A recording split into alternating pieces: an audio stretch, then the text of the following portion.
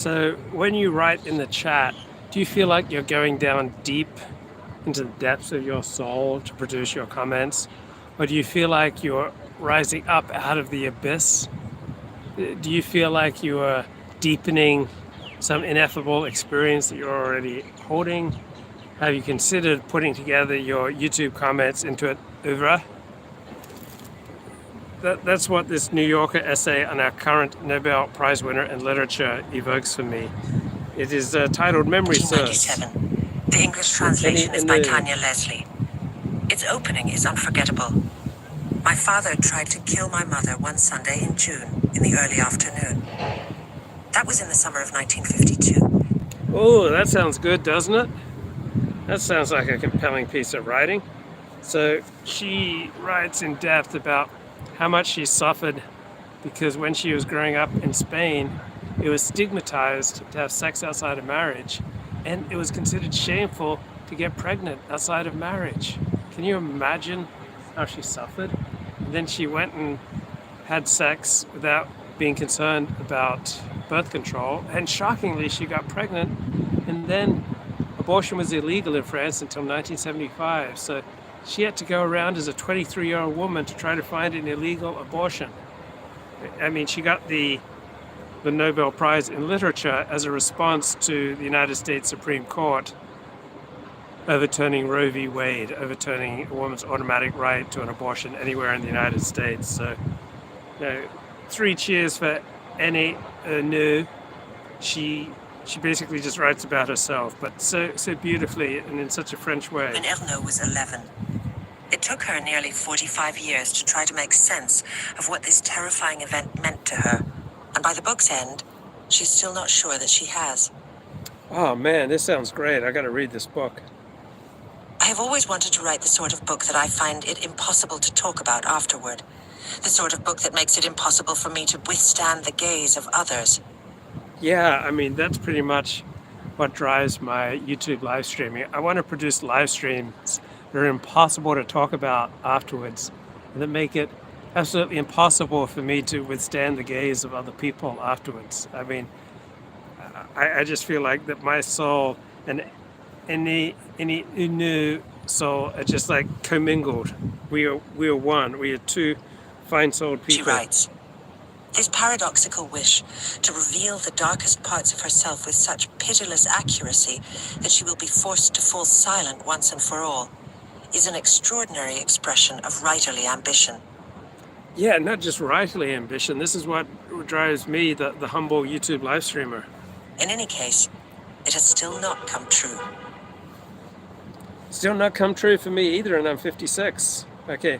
Ernaux is 82. The purpose of Ernaux's writing, she believes, is not merely to record things that have happened, but to make things exist.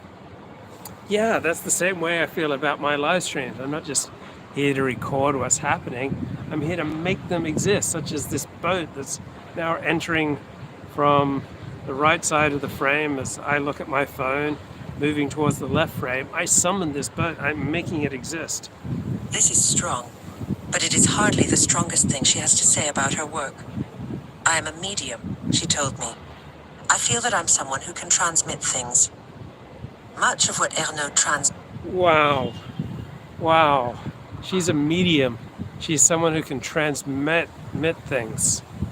This is powerful stuff. I mean, I think I'm a medium too. Like I'm someone who can transmit things. Admits what it is to grow up working class in a society that is contemptuous of workers. Yeah, so do you feel like you're here to transmit things too?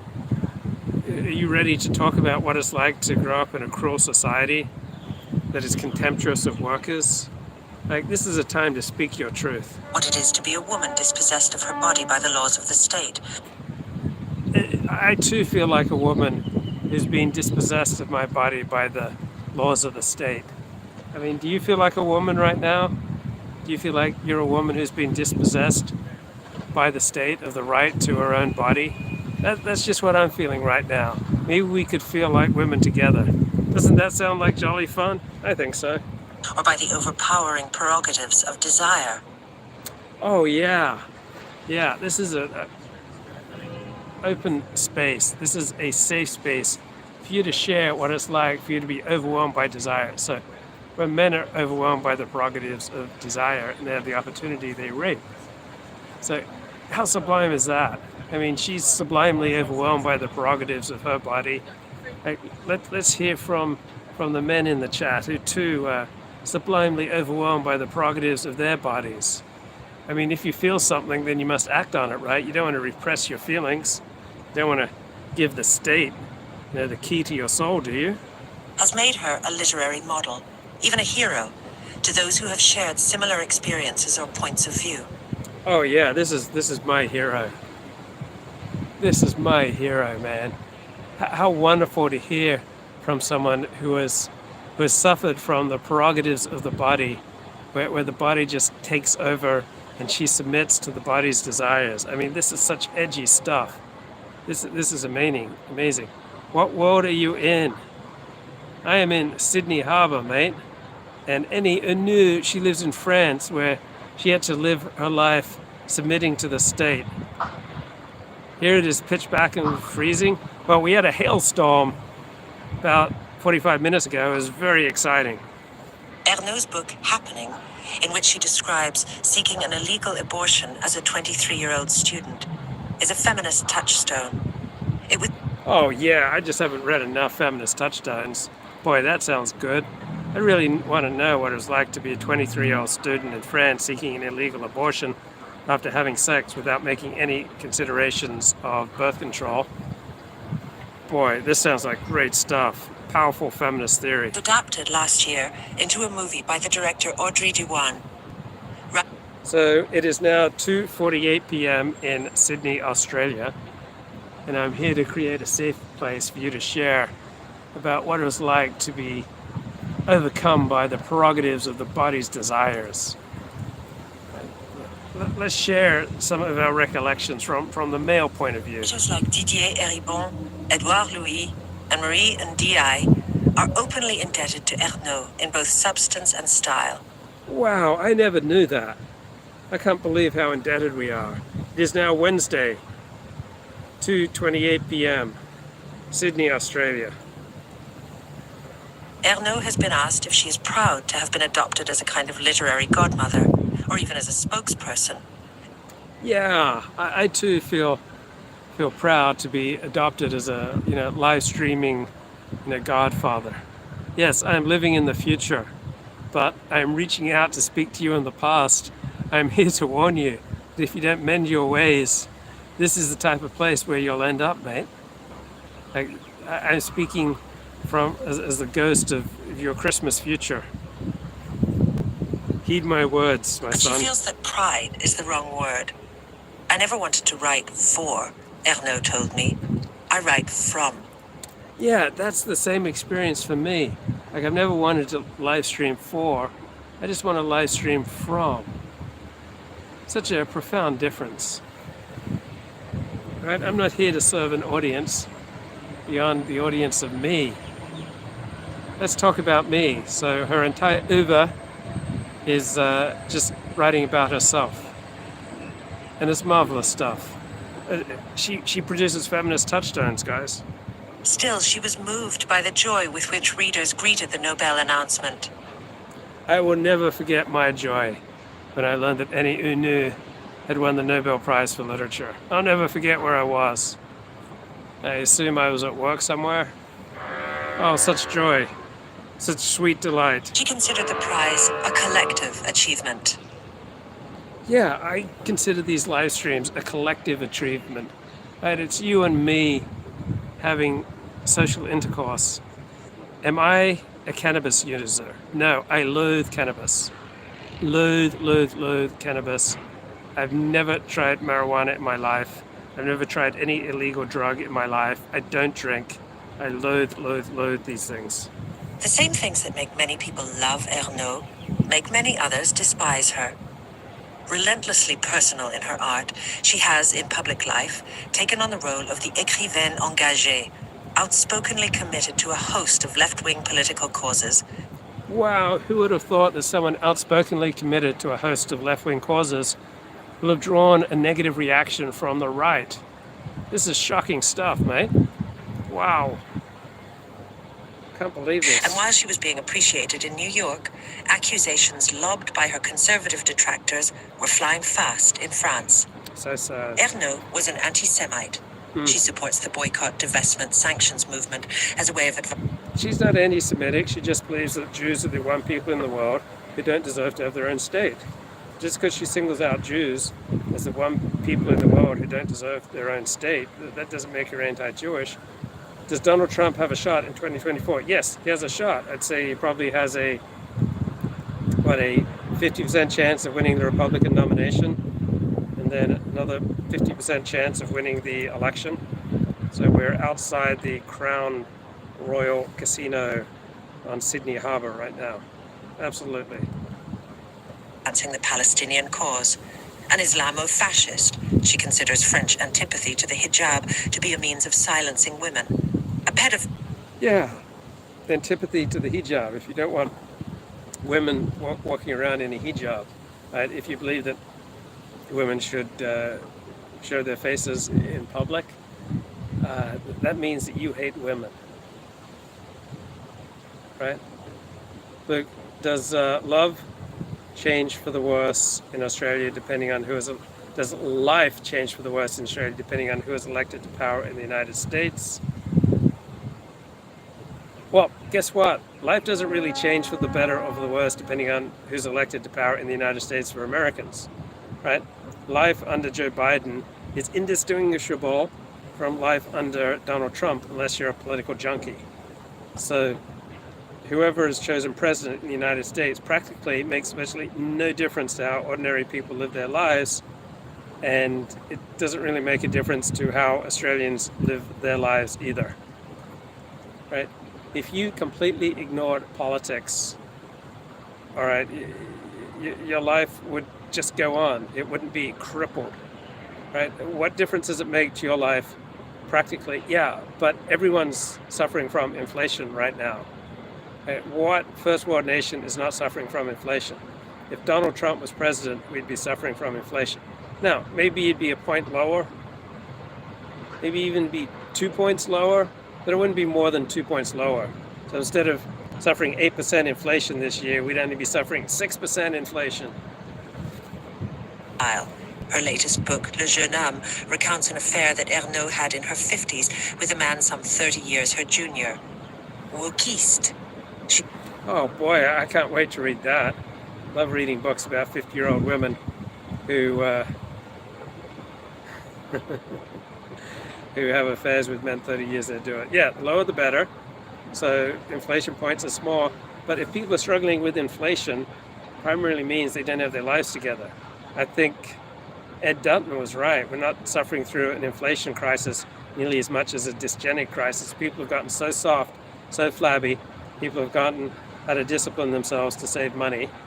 People have forgotten how to plant their own food, how to cook their own food, and they just become so pathetic and weak that they're just getting smacked around by an increase in inflation or anything that goes wrong. They're absolutely devastated because they live in such precarious ways. So when I had to move in 2011, that was devastating for me because I was in such straitened economic circumstances. If I'd had more money saved, and if I'd been in a better position in life, I wouldn't have been so devastated by moving. But when your hold on life is fragile, when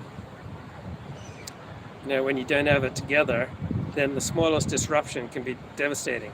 Now, smart budgeting types are not being devastated by inflation of 8%, right?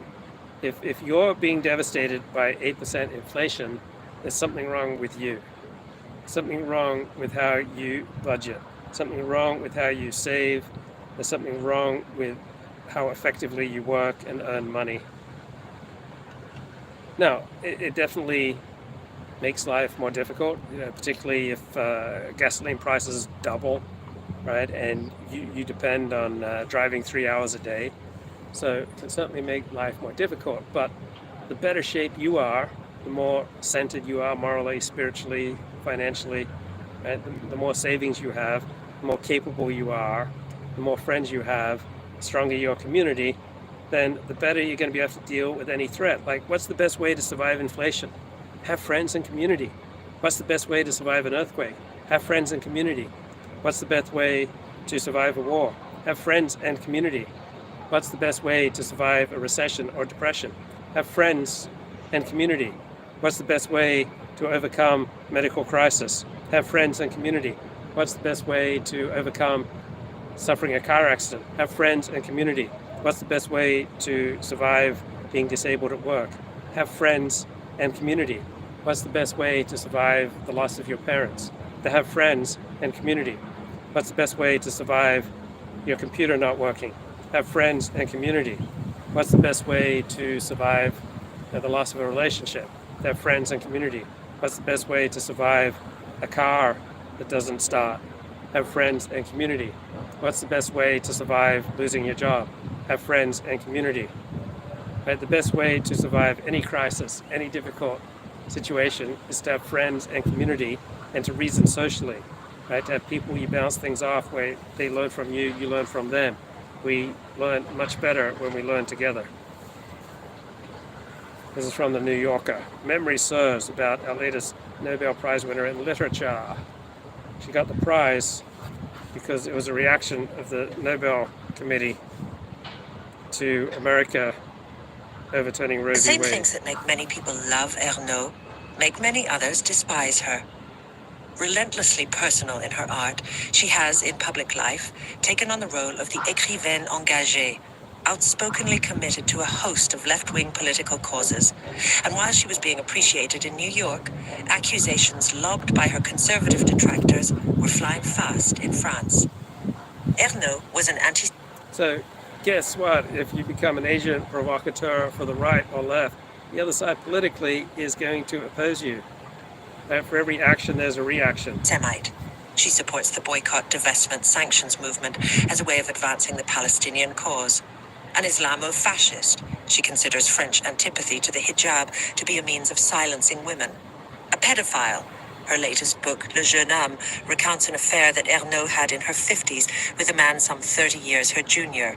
Okay, if you're in your 50s having an affair with a man 30 years your junior, that has absolutely no connection, nothing to do with pedophilia. Wokiste. She is a proponent of #MeToo and of the Gilets jaunes. Decidedly, this academy of old shriveled bigwigs has gone a step further into the absurd and the indecent, railed one editorial beneath the headline, "The Nobel in Literature Definitively Discredited." Well, I don't know about you, but how excited was I to find out that our latest Nobel Prize winner in literature was a French woman. I mean, that just had such overwhelming meaning to me. In the conservative newspaper Le Figaro, a writer disparaged the decision to award the high priestess of autofiction for a lifetime spent writing about herself. "They think I'm not legitimate," Ernaux said to me. "What disgusts them is that there are people who have found in literature something that speaks to them, and that those people aren't CEOs or company bosses." Okay, so I don't really know any Ernaux, I don't really know about her critics, and I don't know her books, and I don't know the criticisms of her books. But I'm just going to go out on a limb here and say I reckon that the criticisms of her have absolutely nothing to do with the fact that people who aren't CEOs can enjoy literature. I mean, what a fatuous statement she just made. Ernaux is also the first French woman to win the Nobel, Oh, and wow. that doesn't work for them at all. Oh, no. For years, she has dealt with sexist criticism of her work, and not just from the right. After Oh, no, sexist criticism. Guys, because she's a woman, she should not be criticized at all. To criticize her, a woman, is to be sexist. To criticize a person of color is inherently to be racist. You don't want to do any of that. Come on, remember, guys, we have sacred groups. We need to be immune from all group-level criticism or even personal criticism. You can't criticize sacred groups, protected groups, guys. he published Simple Passion, a soul-bearing account of a love affair with a married man, a literary critic at the liberal weekly Le Nouvel Observateur took to calling her Madame Ovary. Oh, thank God that she published this memoir about her affair with a married man who's a literary critic. Boy, can't wait to read it. I suggested to Ernaux that there might be something validating in the present outpouring of loathing. Hadn't she been writing for years about the contempt of the rich for the poor, of men for women, of the dominant for the downtrodden? It's proof, she agreed. Still, it depressed her. In the uproar, Ernaux saw a renewal of the frightening wave of outrage that had engulfed her 10 years ago, when she published a column in Le Monde decrying a literary elegy for Anders Breivik, a barely concealed apologia for the Norwegian mass murderer by Richard Millet, an author and editor at Gallimard. While condemning Breivik's crimes, Millet blamed them on multiculturalism and the erosion of European Christian identity. Ernaux called his text a fascist pamphlet that dishonors literature. Okay, I think there are a lot of things more important. All right, an apology for Anders Breivik. Right, sounds disgusting. It doesn't necessarily have anything to do with fascism. All right, you can just be opposed to mass murder and be revolted by mass murder and absolutely revolted by what Anders Breivik did. Right? 3 days later, Millet stepped down from Gallimard's prestigious reading committee. Yeah, if you write articles, apologizing for mass murderers, there'll probably be some negative repercussions. Many others shared Ernaux's disgust. For instance, J.M.G. Leclésio, Nobeled in 2008. But Ernaux's column, countersigned by 118 fellow writers, was seized. That's what I loathe, right? When people write these columns, that are countersigned by 120 other writers or 88 other writers. Like, who needs all these intellectuals signing on to your column? Come on. As a flashpoint. L'affaire Richard Millet I'm not a big fan of groupthink. became a kind of referendum on what wasn't yet termed cancel culture, with Ernaux denounced as a harridan intent on enforcing politically correct censorship at the expense of a man's career. Look, if you're a guy writing an apology for a mass murderer, all right, and you suffer some social consequences, that's your own fault. I was called a killer, Ernaux said.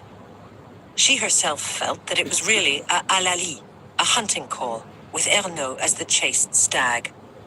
Yeah, she's the victim here. All right? It's very easy to feel like the victim. One of the phrases most associated with Ernaux, transfuge de classe, can seem derogatory. A transfuge is a defector.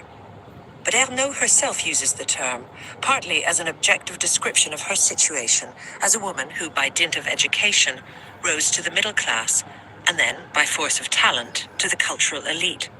And partly, it can seem, as a kind of deserved epithet that expresses her own ambivalent feelings at having moved so far from the world of her parents. Well, her parents weren't in particularly good shape, all right? They were in desperate shape, so I'm not sure exactly why you'd feel so ambivalent about that. Let's fast forward through the story. Narrative of willing captivity.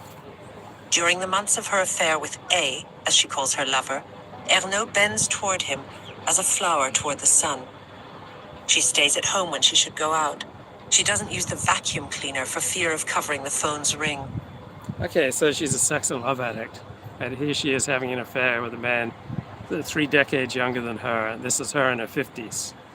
So, sounds like classic sex and love addiction. A is a foreigner, an Eastern European. His weakness for Western luxuries reminds Ernaux of herself as a teenage parvenue, craving the dresses and vacations that her richer friends had. A shares none of her intellectual interests, but so what? She herself can only listen to love songs. After A returns home, Ernaux grows morbid. If he has given her AIDS, she thinks, at least he would have left me that. And yet... Yes, if only he'd given me AIDS. Right? There's nothing that kind of warms the heart like a departing lover who leaves you with the ongoing gift of AIDS. But she explains in simple passion, the passage of time can also be a comfort, even a creative necessity. Naturally, I feel no shame in writing these things because of the time which separates the moment when they are written, when only I can see them, from the moment when they will be read by other people, Okay, if you win the Nobel Prize for literature, you make your living writing about yourself, yeah, no need to feel shame. And if you're an ordinary bloke who's going to blow up his life publishing things like this, then yeah, you probably should feel shame. A moment which I feel will never come. By then, I could have had an accident or died. A war or a revolution could have broken out. This delay makes it possible for me to write today, in the same way I used to lie in the scorching sun for a whole day at 16, or make love without contraceptives at 20, without thinking about the consequences. Yeah. So usually it's a really good idea to think about the consequences, but when it comes to writing, sometimes you need to forget them for a while, at least during early drafts. Ernaux sometimes ends her books with the dates of their composition. Oh, how lovely, sublime. Inspired applause. But Happening, when it was published, got a tepid response. Right, so this is her novel about getting an abortion, right? Her lightly autobiographical novel about getting an abortion. That's why she won the Nobel Prize for Literature this year. But she can focus only on her own female reality. In a strange way, my inability to write my thesis was far more alarming than my need to abort, Ernaux writes. I had stopped being an intellectual. I don't know whether this... Well, guess what?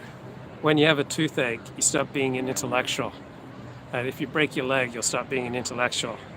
If you have severe constipation, you'll stop being an intellectual. If you're on the path to having an orgasm, you'll stop being an intellectual.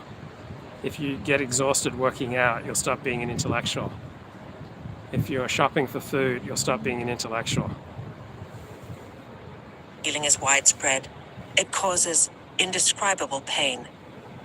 A different kind of pain follows a failed attempt to solve her problem with a pair of knitting needles. All the while, she feels time flowing inside and outside of me, the common calendar moving forward, her private one moving back. It has been speculated, fairly, that Ernaux's writing on abortion may be why the Nobel jury saw fit to award the prize to her this year, less than 4 months after Roe v. Wade was overturned. So remember when Barack Obama, about 2 months into office, won the Nobel Peace Prize? Like, he hadn't done anything, but because the Nobel Prize Committee so loathed George W. Bush, they gave Barack Obama a Nobel Peace Prize, even though he hadn't done anything. They give this Sheila, a Nobel Prize for Literature, primarily because she wrote about abortion. During her October visit to Barnard, Ernaux was asked, almost as if she were a politician, if she wished to say something to American women. She found it extraordinary, she replied, that the US, which had legalized abortion before France, should return to savagery. So, get what's savage? Savage isn't extinguishing life. Right? Savagery isn't killing babies.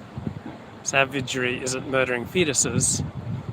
Right? Savagery is not making it the law of the land that it's absolutely legal to carry out this killing. That's savagery from her perspective. This remark inspired applause, but Happening, when it was published, got a tepid response. It was a book that bothered people, Ernaux told me. Aside from the events themselves, rendered with almost unbearably claustrophobic exactitude, the abortion and what happens afterward is so brutal that even the film adaptation seems gentle by comparison. There is Ernaux's total lack of guilt about what she did. Well, why did Ernaux feel no guilt about having an abortion? Because there is not a widespread, powerful movement in France to call abortion murder. Women in Australia don't feel guilt after having an abortion. Many women in America do because it's socially constructed. That's what we feel guilty about, is socially constructed. Societies that try to instill guilt upon having an abortion, all right, they are frequently successful. In societies that don't have hot button culture issues such as abortion, right, and widespread movements to declare abortion murder, right, you're going to be much less likely to have women feel guilty about having an abortion. Guilt is socially constructed. There may be no parade, but for years she celebrated the night of the procedure as an anniversary. Wow, now that's pretty For cold. the past few years, She celebrates the anniversary of having an abortion. Wow. Ugh. She celebrates it. She celebrates her extinguishing a life that was growing within her. What a lady. Ernaux told me, she has had the sense that she has fulfilled a certain trajectory. No, not a trajectory, a destiny. She laughed. Yeah, she fulfilled her destiny by having sex without paying any attention to birth control, being absolutely careless, and then killing the growing life inside her. What a destiny. Powerful stuff. But she meant it. Not a destiny that was written from the beginning, one that was constructed bit by bit, of course. One big reason for that is A Girl's Story, which Ernaux published in 2016. The book deals with the summer of 1958, when Ernaux, nearly 18, left home on her own for the first time to work as a counselor at a summer camp. On her third night there, she is selected by the 22-year-old head counselor for a tryst, though to put that word to their encounter would be to imply romance, or at least enjoyment. Annie is a protected only child of extreme social naivete, a girl who does not know how to make a telephone call, has never taken a shower or bath. Doesn't know how to make a telephone call, has never taken a shower or bath. How did she bathe? In a tub? Like, went for a swim in the lake? So she's so naive, she bears absolutely no responsibility for this tryst happening. There's nothing she did. Right? She played zero role in this happening. Right? Abortions, life, lovers, divorces, all these things just happen to her. She's just passive receptacle. Who feels herself free and on the verge of life, ready to escape home, have adventures, fall in love. Now she is laid down on a strange man's bed and watches as her body is used for his pleasure. So this is a great time for you to share in the chat how people have used your body for pleasure. Now think about what Uncle Wally did to you when you were just a wee lad and couldn't resist because you're experiencing so much pleasure at the time. But the experience is neither one of horror nor shame, only an obedience to what was happening. Far from seeing herself as a victim, she becomes slavishly devoted to the fact of her submission before this indifferent master. Yeah, so this is a great time for you to talk about the slavishness, the slavish nature of your submission to, dominant masters, right? This is a safe space for you to share. That searing episode forms the kernel of the book. Around it, Ernaux builds a kind of detective story. The Annie from 1958 is a missing person. No photographs of her from that summer exist. The diaries she kept were burned by her mother. But Ernaux knows that the girl is still alive. She has been living inside her for decades. She is at the root of everything Ernaux has become as a woman and as a writer. And now she must be faced on her own terms. There seems something liberating in this, but Ernaux disagreed. I never considered writing to be a form of liberation. So when you write in the chat, do you find that a form of liberation, right? Do you find it a way of reaching up or reaching down? He said, the image that I have is always of descending, of deepening something. So is that your experience of writing in the chat, that you're traveling down and descending and reaching for something? And there isn't much freedom down there, not really. Often, when I speak with other writers, with female writers, really, the image we have of writing really varies. Some of them say that for them, it's a way of going up towards something. So when you write in the chat, do you experience that as an explosion of freedom, akin to an orgasm? Feel free to share. But for me, it's the absolute opposite. Not going underground exactly, but into a well. What draws her down? An idea of some kind? No, an obsession. The image of the well brings to mind a rescue mission. Ernaux, so devoted to chronicling what she calls the stupefaction of the real, has a mystical side too. All right, so do you write in the chat because you feel compelled to chronicle the stupefaction of the real? I can understand why that might drive you. It seems to me that I have finally freed the girl of 58. broken the spell that kept her prisoner for over 50 years. Thank God. Ernaux writes of her younger self. This is triumphant, magical. Amazing. It would make a wonderful ending. Wonderful. But it is not the end of the book, only its halfway point. Amazing. All endings in Ernaux's world are temporary. Incredible. The meaning of what she describes keeps shifting as time does. Prescient. Critics will be tempted to refer to Ernaux's output, this 50-year spelunking of the self, as an oeuvre. An But she oeuvre. hates that word. An oeuvre. An oeuvre is something that's Oeuvre. closed, she told me. And Oeuvre. mine will be closed when I'm dead. Wow. So please consider collecting your most prescient chat posts and collate them into an oeuvre. Society would be better for it.